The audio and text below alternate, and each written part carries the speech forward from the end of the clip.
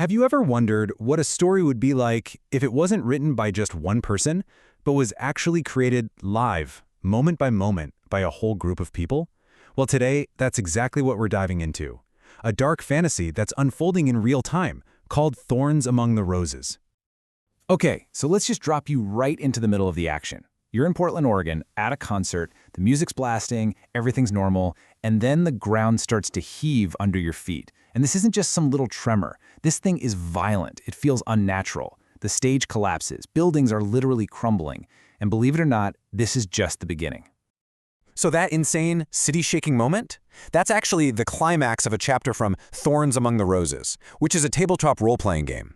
Now, what makes this so cool and so different is that the story isn't written down in a book somewhere. It's a living, breathing narrative that's being created on the fly by the players themselves.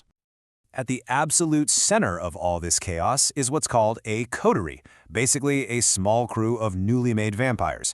They've been thrown together, they don't necessarily trust each other, and now they have to figure out the deadly politics of the undead world, all while fighting the literal monster inside each of them. So, let's meet this dysfunctional family. First up, you've got Stefan. He's a Ventru, which is the vampire clan of CEOs, leaders, and kings. He's totally the self-appointed leader of the group.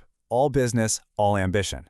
To him, every problem is basically a hostile takeover waiting to happen. And apparently, his Escalade is the vampire version of a private jet. Then, we have the Muscle, the Undertaker. He's a gangrel, a clan that's much more primal, much more animalistic. This guy, he doesn't say much, but he's got immense strength. And you really don't want to cross him, because you'll find out exactly why he got that name. You know, every crew needs its specialist, and for this coterie, that's Joshua. He's a Tremere, which is a super secretive clan of blood sorcerers. So while other people are using their fists or their money, Joshua is using arcane magic to figure things out, even if it means tasting some pretty questionable blood samples. And here's Zane. He's the face of the operation. He's a Toreador, the clan of artists, socialites, the beautiful people. He gets by on his charm and his influence. For Zane, any crisis is really just a good excuse to plan an after-party. And finally, there's Matt. As a Malkavian, his mind just works differently. He gets these prophetic visions that give the group these incredibly important, but also super cryptic, clues about what's coming. The thing is, these insights always come at a cost, often sending him into a total spiral. Now for these guys, just surviving the night isn't about outsmarting rival vampires or solving mysteries. The real fight, the one that never stops, is the war inside themselves. It's a constant battle against their own predatory instincts, what the game calls the beast. And this whole internal struggle is perfectly captured by this brilliant game mechanic called hunger. Every single time a vampire uses one of their cool powers or just goes too long without blood, their hunger grows. And yeah, that makes them more powerful, but it also pushes them one step closer to completely losing control to that beast inside. And this is where things get so wonderfully unpredictable. When a character pulls something off, but their hunger gets the better of them, you get what's called a messy critical. So you get what you want, but it happens in a totally chaotic, destructive way. Like, imagine you're hacking a computer. You succeed, but you do it with so much ferocious intensity that you literally smash the keyboard to bits. That's a messy critical. Success with a big ol' side of collateral damage. But it's not all serious dark horror, The players themselves bring so much creativity and humor to the game.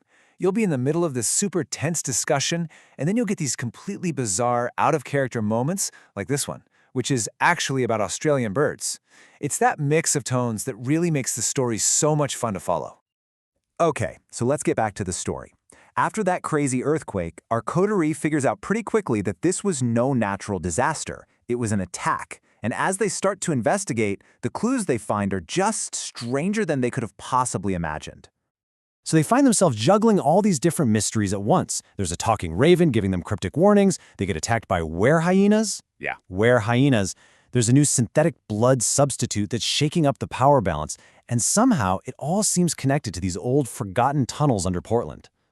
This whole tangled mess of clues eventually points them out of Portland entirely. The trail leads to Boise, Idaho, of all places. They have to go there to investigate a suspicious death that they think is tied to this bigger conspiracy. They're leaving their home turf, and they're basically walking straight into a potential trap. And what they find in Boise? It's terrifying.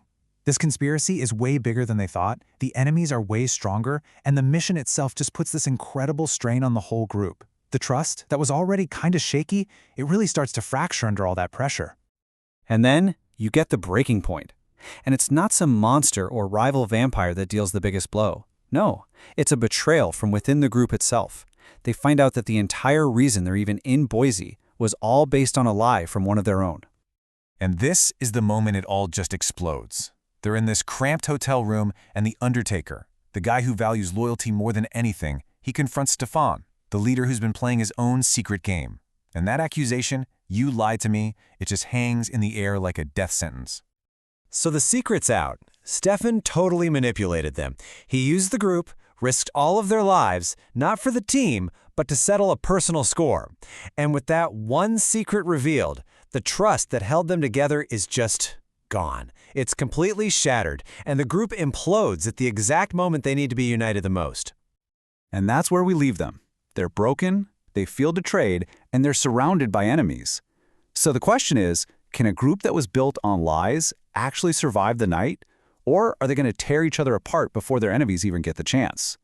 The story, as always, is still being written.